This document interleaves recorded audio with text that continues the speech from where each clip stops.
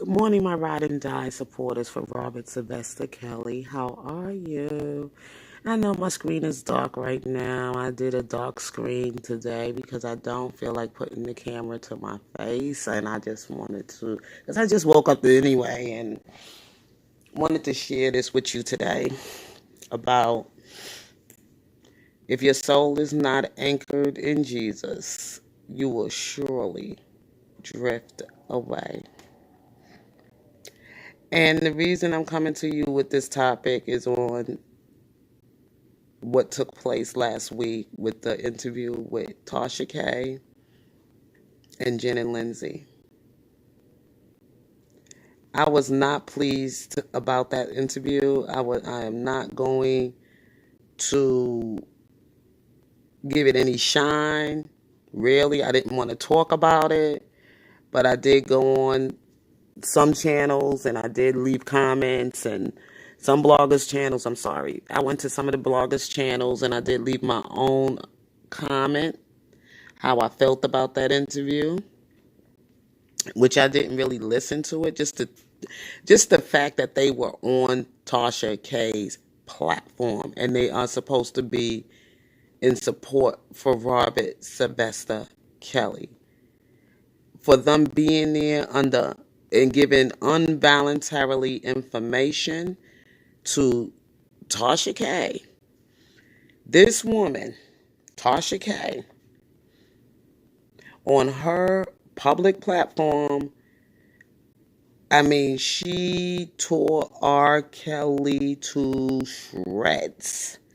I mean, she said some mean, horrible, hateful, and brutal things about this man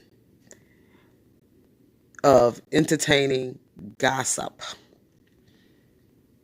slanderous gossip. The worst thing you can do to a person is put out lies and scandalous gossip on a person. I don't care how you're making your money off of ruining people's reputation and actually people's character. That's the worst. And especially for somebody to live through that painfulness of you putting out things about them. Because once you put something in a person,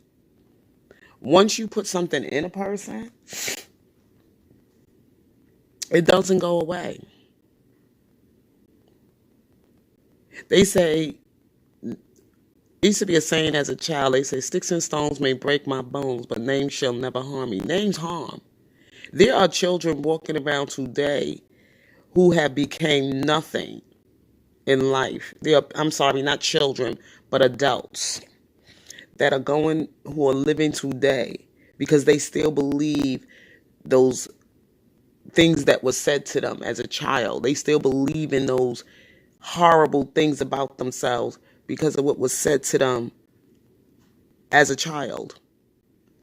Just like this infamous tape that was put in the public's eyes about Robert Sylvester Kelly.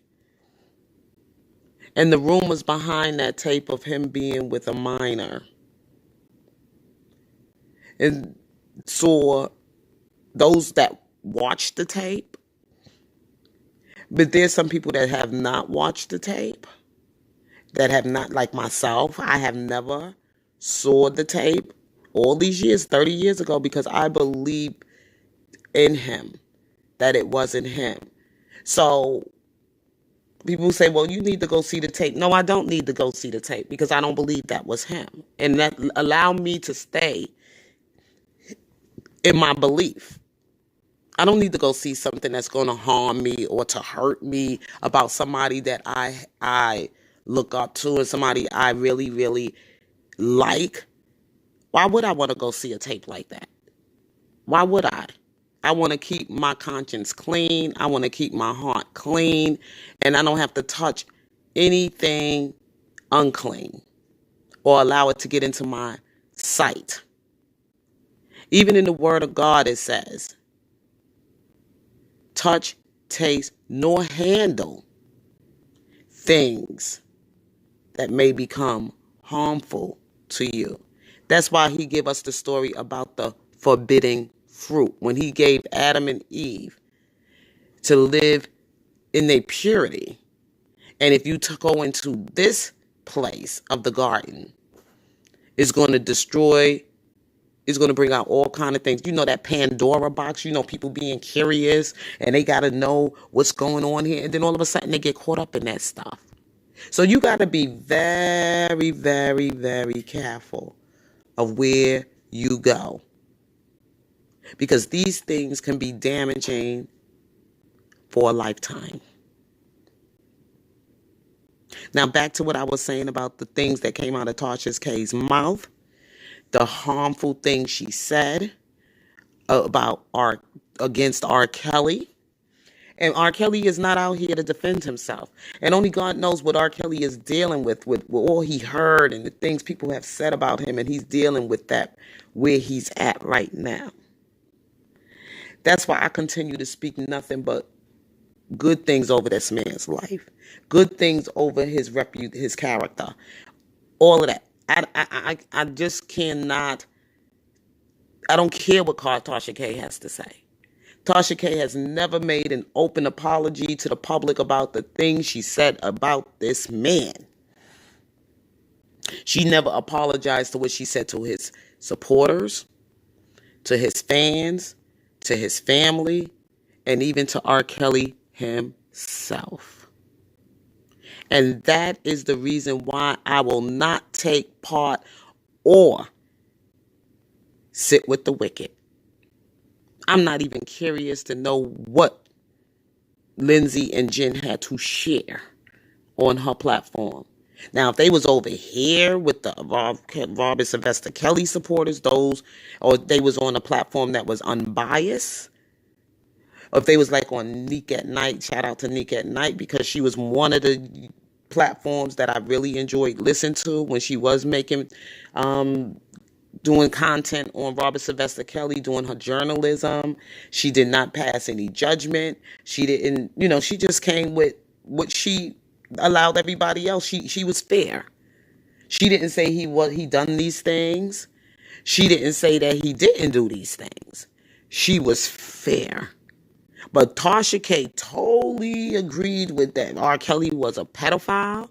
R. Kelly was a homosexual. R. Kelly did all these horrible things. And even her, out of her own mouth, she even said horrible things of harming R. Kelly's life and taking R. Kelly's life out on her platform to the public. But never came and said never came to ask for forgiveness. Never apologized. And if she did, I don't know nothing about it. She never openly came to her platform and said, I ask y'all to forgive me for the ugly, mean things I said against that man, Robert Sylvester Kelly. I apologize to his family. I apologize to his supporters and to his fans for the comments and the statements that I've openly said to the public about taking a gun and walking up to him and doing, I don't even want to speak it. But y'all gonna run over there and say and praise her and say, oh, she's changing. Ain't no change in that woman. She didn't ask for forgiveness. So how can you forgive a person when they never asked for it? And knowing they said something harmful and spoke on someone else's life. I heard a blogger say, oh, well, she got to make her money. If your soul is not anchored in Jesus, you will surely drift away. And I don't follow the crowd. And I don't get sensationalized by people that claim to have been ex-employees of Robert Sylvester Kelly and they were friends and they had a good relationship going on these kind of people platforms. I'm sorry. Something ain't right in that picture. That's why I don't deal with a certain blogger, because of what they said about against Robert Sylvester Kelly. And I tried the waters. I tried to forgive them. But instead, they try to justify what they did. And they feel that they can go on doing it because they got people that follows them and promote that type of behavior. They even feel they had the right to disrespect R. Kelly's family. But they are a supporter for Robert Sylvester Kelly. And on that note, I'm going to stop. Because there is some place in the Bible, if you really walk with Jesus, and if you really a true Christian, and you read your word, before David was anointed to be king, Saul was ordered by God to destroy his enemies. Do not sit with them. Do not become their friends.